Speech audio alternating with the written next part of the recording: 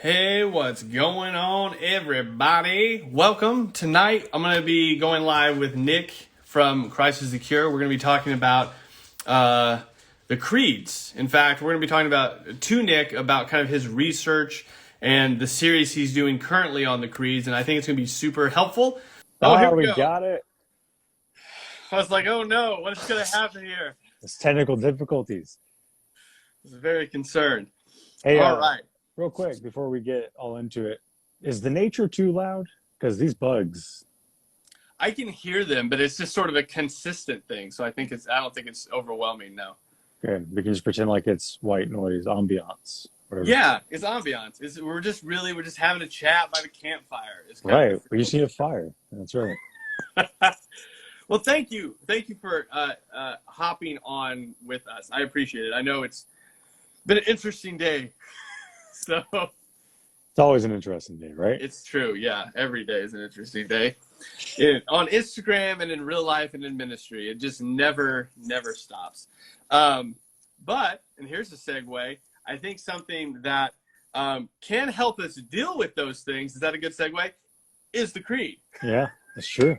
So one of the things that we've obviously talked to the DMs about, but one of the things that I've appreciated, and hopefully we can kind of parse this out tonight, is the depth that you've been going into with the Nicene Creed specifically, with your podcast, and again, with the notes and stuff that specifically you provide for your patrons, but just the importance of that, and I think maybe just the lack of knowledge that many Christians have about that. So the first question I kind of had for you, one, I guess maybe introduce yourself. I think a lot of people that follow me should follow you because I share your stuff all the time. But if you just want to introduce yourself, I guess, before we get into all that.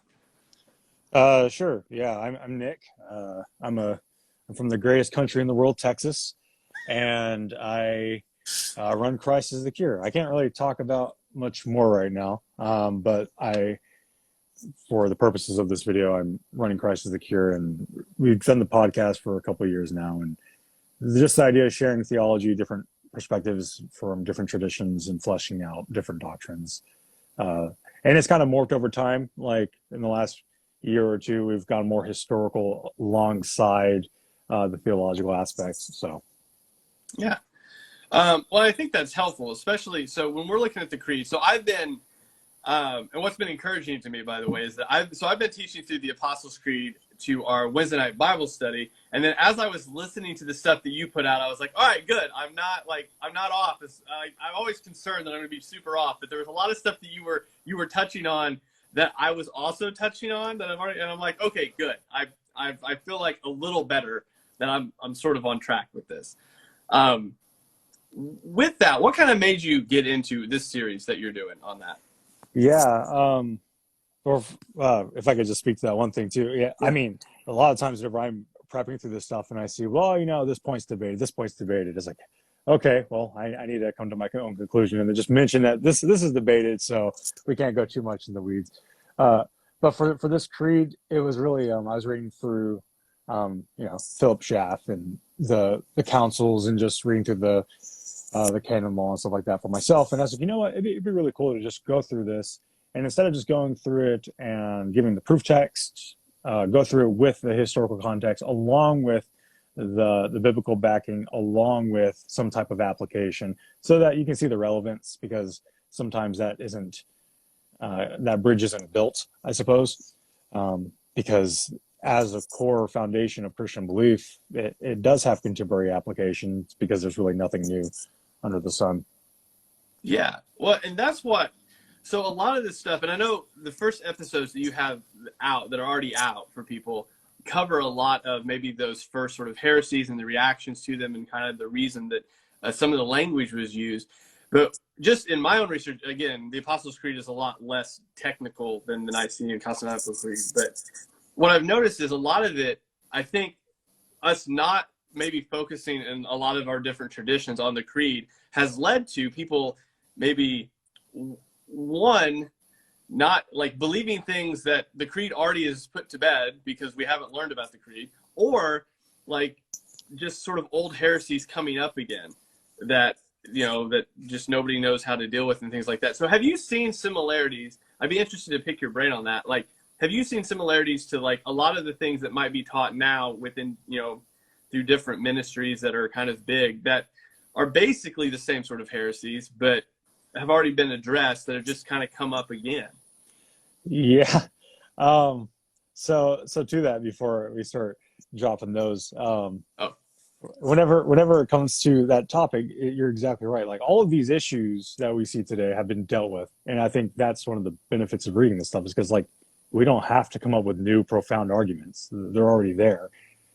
But if I could talk, I mean, modalism is a big one in the West, and there's a lot of discussions about how that came about. Some blame Augustine, some blame um, uh, just being unacquainted with Trinitarianism and just focusing in on one person of the Trinity.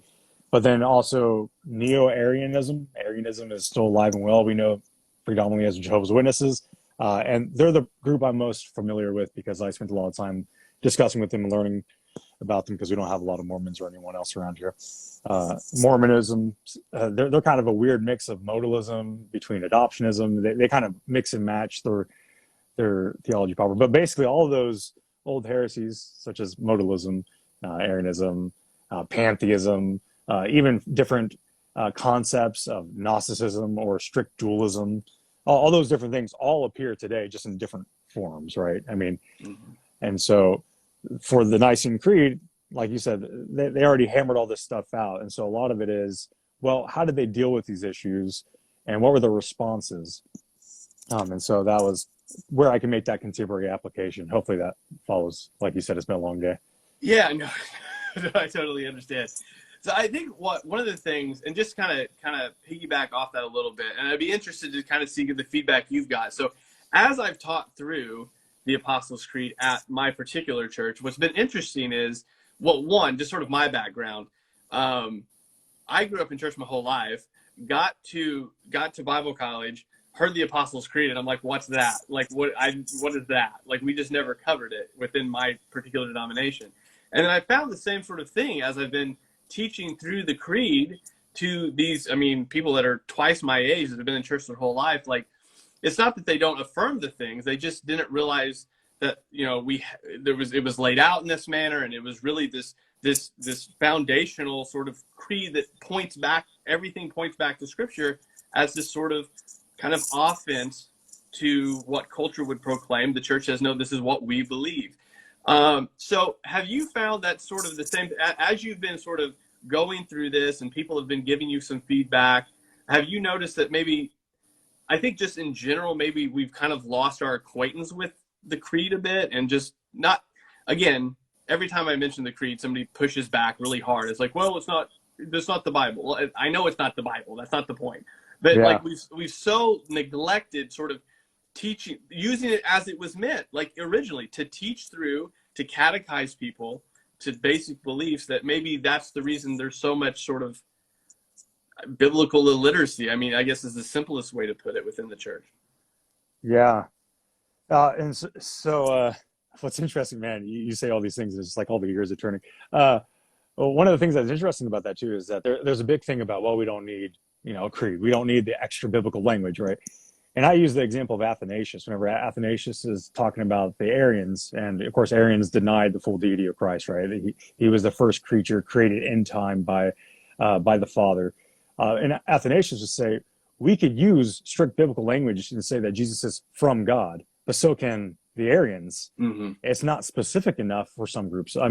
Technically Muslims can say that Jesus is from God in some sense. So can the Hindus who believe in a version of Jesus. You can go down the line, but that precision of language is beneficial, and they really took the time to hammer out. In fact, we presuppose a lot of that stuff whenever we talk about anything.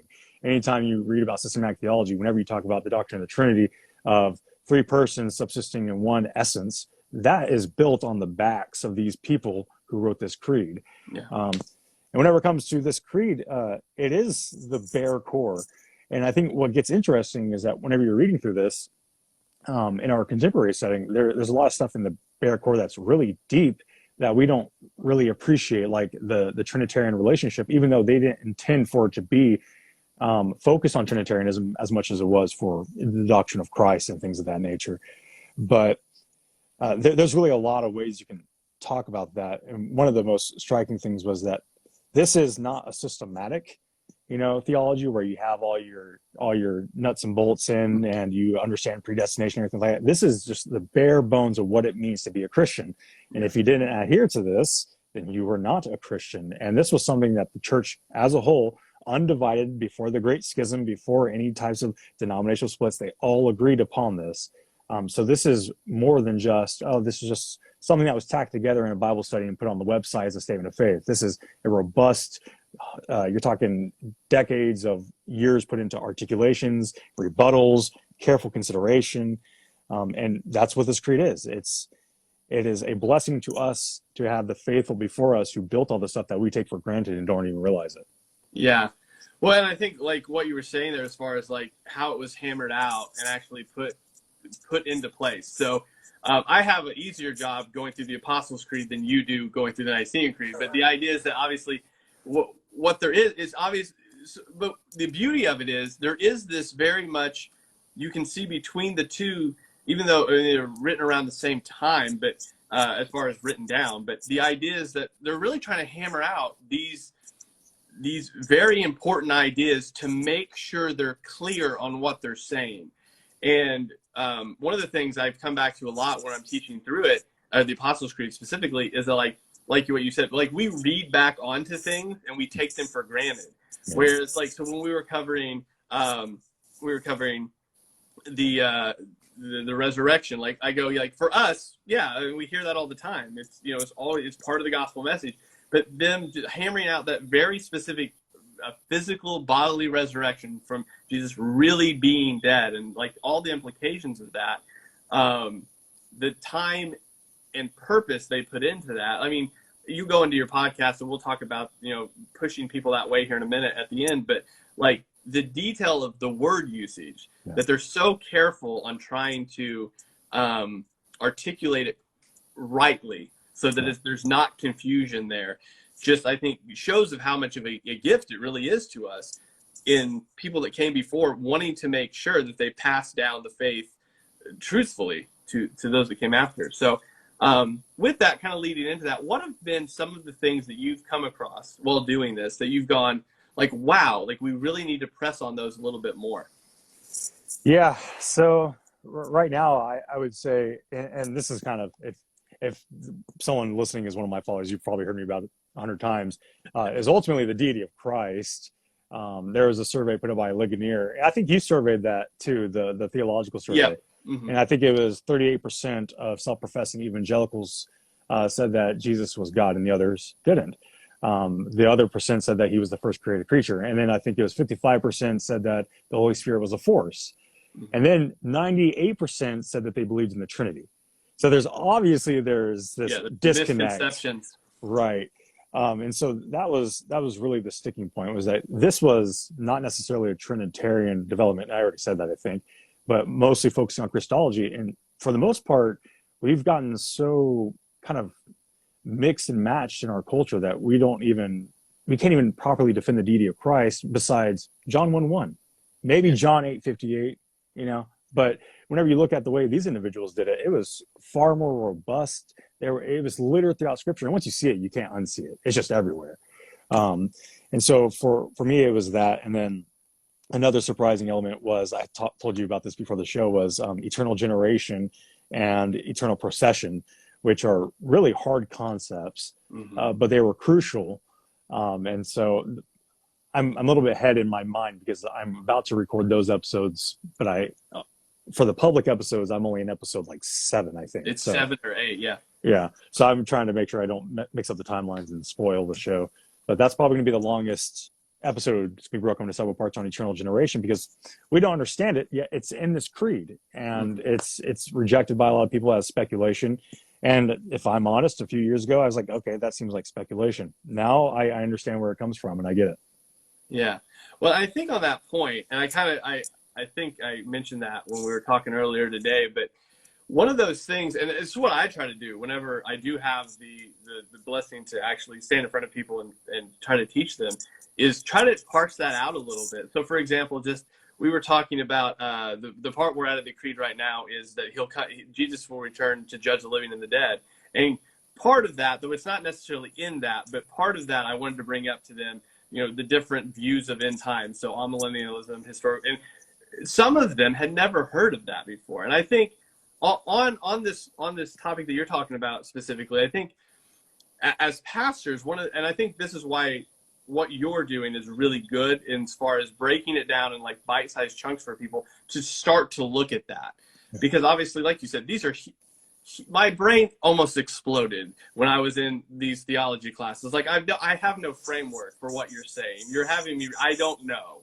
And I think part of that, and I mean, I'd like your feedback on that too. I think part of the reason we don't necessarily approach these just as lay people or even as pastors trying to teach it is because they are like really big concepts. Yeah. And there's this idea maybe in some people's head that like, well, nobody will come to that study. Like if we do a Bible study on that, there's no one showing up.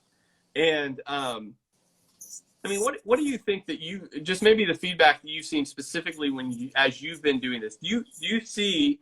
I mean, because I want to hear your input before I give mine, but do you see people kind of hungry for that a little bit, like interested?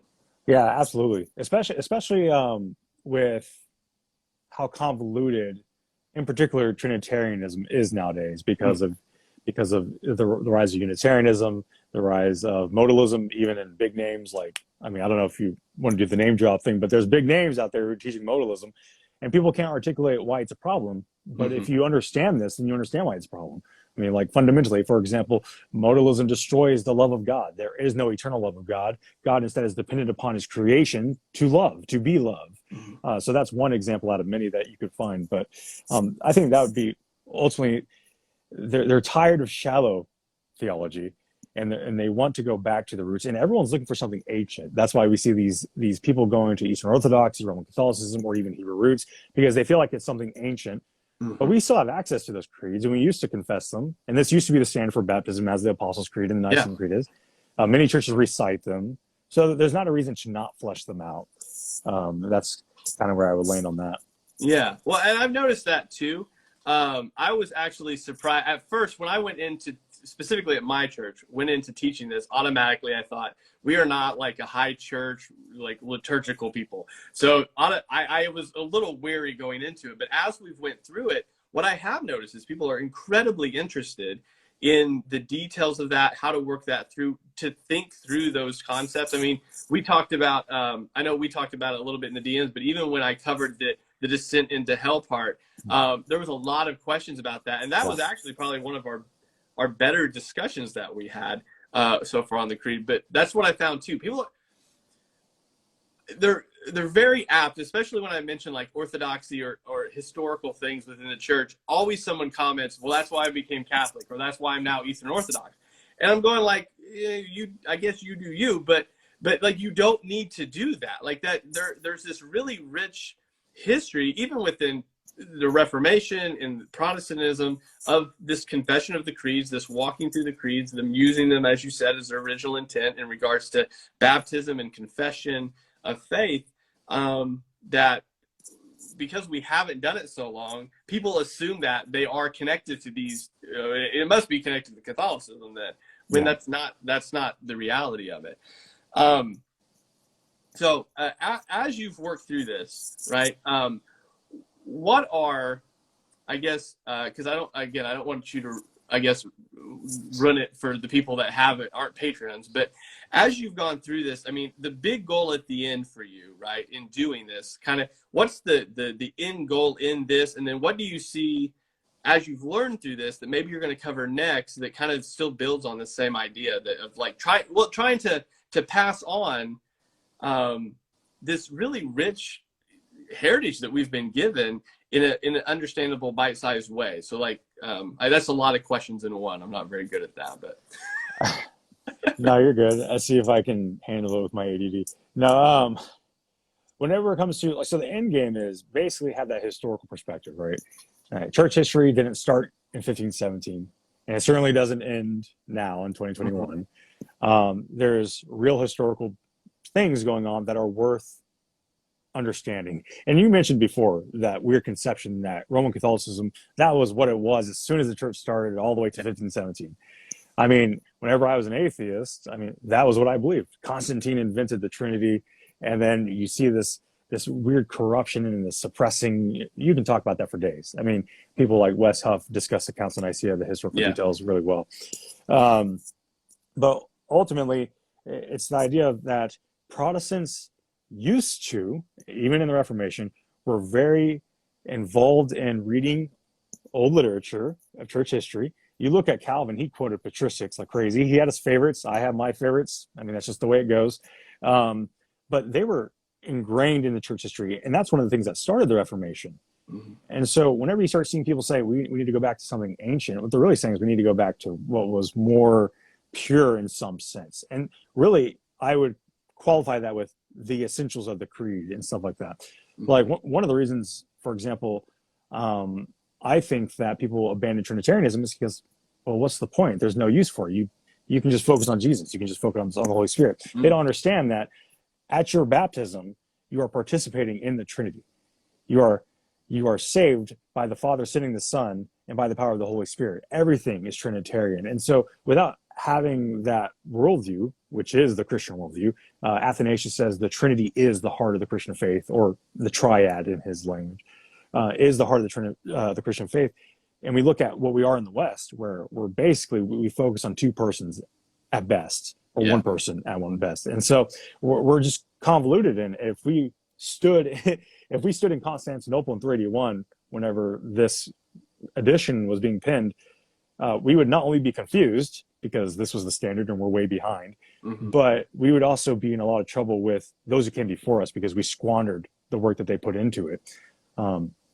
And even in tracking between 325 to 381, the first edition of the Nicene Creed and the Nicene Constantinople Creed, there was confusion in 325 that was hammered out strenuously. There was a lot of strain, a lot of tension that was worked through for our sakes to guard the faith once deposited. And so the ultimate end goal is to have that historical awareness while also seeing the practicality of the creed, and also having that backbone to go out and say, this is why I'm distinctly Christian. Whenever I say something, you can tell I'm a Christian because I'm not speaking in an ambiguous manner about this person named Jesus, where it can be confused with the Mormon Jesus. It can be confused with the Jehovah's Witness Jesus. This is distinctly the Christian, historic, Orthodox Jesus. Yeah. No, and I think that right there is what, at least as I've been going through the Apostles' Creed, and as I've listened to the episodes you sent over, like that's the thing, that there is this very much about this creed, this distinctiveness that is not only Christian, but like you said, Trinitarian. Like there's this very much set apart. These are sort of the guardrails. This is what it means to be and to live out this faith. And with that, I think one of the things I really want to tap into is what you said about this whole squandering what we've been given. We're very apt. I am incredibly apt to just like I don't know, like quick quippy things. Like that's just how the Christian. I mean, you go on Christian Twitter, forget it. It's just quick little hits at people, and it's not like this real thought out. I mean, we're talking about the creed, right? You were talking about this really well thought out. What does this mean? Let's be careful with the words we use because we're going to teach this to people. And this is going to be the foundation of faith. So we need it to be correct. So with that being said, for somebody that's maybe interested in like slowing down a bit, actually kind of looking into the history of our faith, what is maybe like one or two, because you've read a ton in research for this project, but what are one and two like really accessible reads maybe for them to get them started in this direction? Yeah, I mean, that's super easy for me. The most accessible church history book has to be Nick Needham's 2,000 Years of Christ Power. Like I actually reread it again, and it only took me like a day to get through. Super easy to read, really in depth, really well organized. Also covers the Eastern Church, which is often neglected in church histories. Mm-hmm. But it's also not like Philip Schaff is classic, but getting through him is really rough. Like he's hard to get through sometimes, but Nick Needham, he just gets through it and nails it. And then maybe pick up a patristic work. They have a series called Popular Patristics. I believe the publisher is Eastern Orthodox, but they're kind of like the only accessible ones you can get. But get Athanasius on the Incarnation, or get Basil the Great on the Holy Spirit.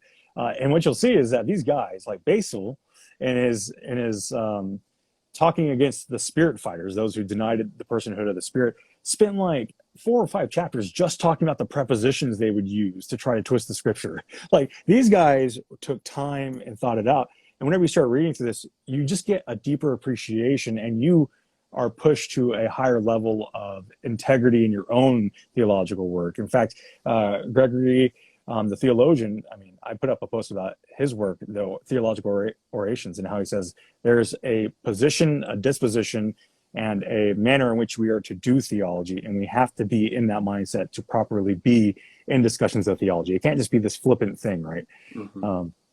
So I would say Nick Needham's volumes, and then pick up one of the patristics, Athanasius or one of the Cappadocians, whether one of the 2 Gregories or Basil the Great.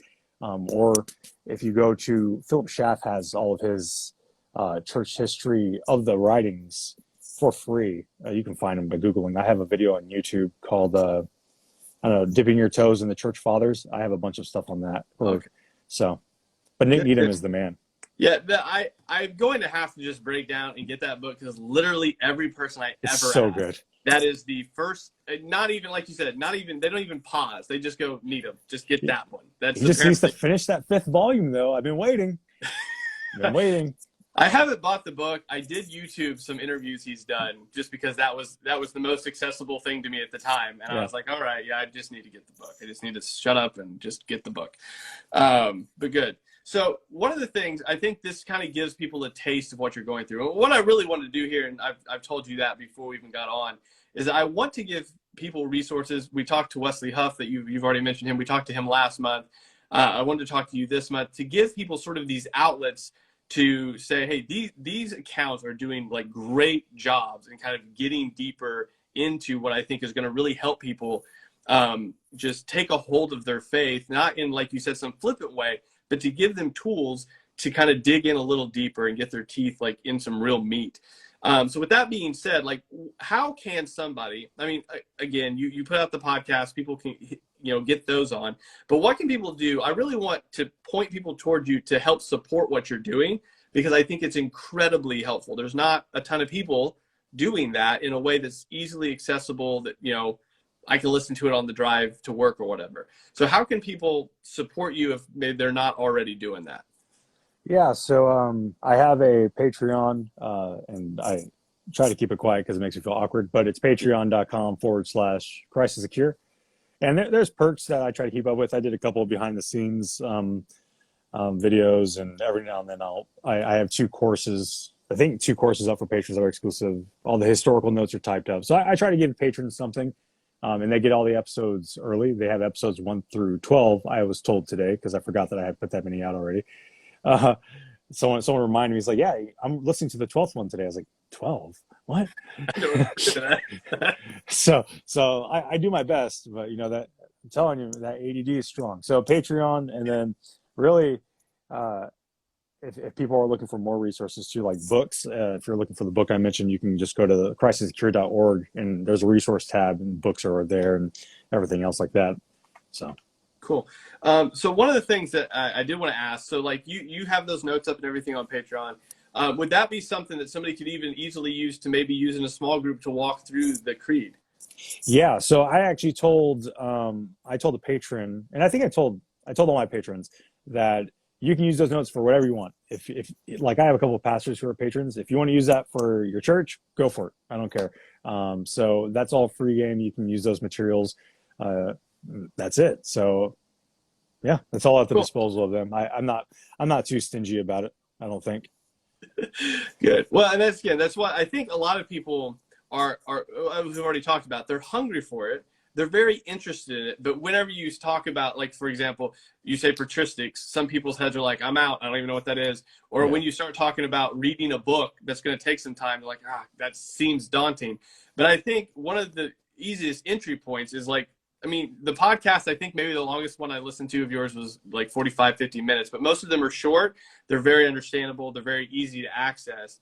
And it gets your like you said, it dips your toes in the water to a lot of this to kind of see, okay, where do I want to enter into this? Because it's a lot. It is big. It's huge.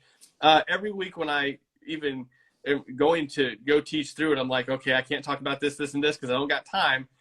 But I think your stuff gives people sort of an easy access into that world a little bit. Right before we end here, is there anything maybe you wanted to kind of end with about, I mean, to maybe encourage people to look into this, to maybe a resource that we haven't talked about that's helped you? Yeah, so I recorded episode 10 and I nuked it. And I said, you know what, I'm going to re-record a new episode, and that's episode 6. So anyone who's getting involved into the series, if you go to my series and you're wanting to listen to Through Nicaea, episode 6 is there for encouragement, because I was having these thoughts like, this is hard stuff. You have to pick one thing, and usually you have to be a master of one instead of a master of all, right? You can't focus on everything. And so I really try to hammer that home, is that there's a foundation to it. But remember that we only grow whenever we're challenged, whenever we're stretching ourselves, whenever we're pushing ourselves. And that's with anything in life. Mm-hmm. You don't grow until you actually try to learn the new skill. You can't learn a new skill by osmosis. You can't learn theology by osmosis. And Jesus speaks a lot about the idea of the one who puts in the effort, the one who digs and who has their ear lent to the scriptures and to the word and in prayer. They're the ones who will reap and will have that for them. There's this benefit to engaging our minds, renewing our minds. And that's another thing. Whenever you're engaging with this, it's easy for us to look at this and say, this is a theological, intellectual pursuit. But theology and practice are always hand in hand. So pray through it, open up your Bible, really engage with it, and make it something that you take your time with. Mm-hmm. Enjoy taking your time with it. And it may cut out. You may have to make an active decision to not study other things at the time, because we throw on way too much stuff onto our plates all the time. Yeah. But it's worth it. It's worth it. And again, like we said, with all the stuff we said about the history and the effort and the saints who came before us to give us this, it's worth reading it. And it's also basically a crash course in fundamentals of systematics, right? I mean, so you're getting your crash course in some way. It's the same as anyone who would study like a catechism or something else, right? So yeah. No, and that's what I've really encouraged. I mean, to sort of wrap this up, that's what my encouragement to the folks in this Bible study of the Apostles' Creed is like, look, there's a lot here, especially when we cover, I mean, Jesus being fully God, fully man. Look, I got an hour with you guys. There's no way we are going to do all of what we need to do here. But like, just encouraging people to like, just take a bite off of it. And then here's some resources for you. But it is going to, I think one of the things that we expect now in the age that we live in, of IG lives and all the news coming through Twitter, is like this really fast access to big ideas, and that's just not the case. Like if you try to take too much of it in, you're just going to be overwhelmed. You're probably going to get it wrong. So yeah, I love that take your time. It's worth it. Slow down. Yeah. Slow down. So yeah. All right. Well, good deal, man. I appreciate you coming on here, guys. If you're watching, like, there's a button at the top. You can push, it'll drop down. Christ is the Cure will be there. You need to go follow him. And then, like I said, if you can support at all, and again, I know I get the whole like ickiness of saying, hey, I got a Patreon, but like, I think it does help. There's a lot of time invested in reading these books and putting this stuff out. And I think it's a huge help to the church. It's a huge help to fellow believers. So if you can support that way, great. If not, I mean, just go listen to the podcast. It's a nice little entry level intro into that'll sort of get you guys interested. So Nick, I appreciate what you do. Trying to just get as many people over there as possible for you, because I think what you're doing as a younger believer, it would have been incredibly helpful for me to run across something like what you're doing, to be like, oh, like there's a lot here foundationally that's been passed down, more so than, I mean, again, I grew up in church. I got a lot of good from that. But there was a lot of foundational stuff that we just overlooked because we assumed, and you miss a lot of the key stuff doing that way. So I appreciate what you're doing. Thank you for taking the time to hop on here as well. Thanks for having me, man. You're awesome. I love the way you provoke people to think critically, and your page is a blessing even whenever it's stressful. So for you, I mean. I thought you were going to say, I like how you provoke people, and then you could have just left it off, because that's pretty much apparently what I do unintentionally. So, But thank you. Provoke to critically think. It's a positive. So Yeah, it's a positive. that qualifier is so important. It is. Yes, words. Who knew that words such as the creed used in the creed were important things? Language matters. What? All right, guys. Well, hopefully you found that helpful. If you've been watching or if you're just coming in, if Instagram allows me, I'm going to save this video and then we'll put this up on YouTube later with links to the books and everything we've kind of talked about today. So, guys, thank you for watching. Hopefully we have another opportunity to do this another time, Nick. Thanks. Yeah, man. Let's do it sometime. All right. See you guys.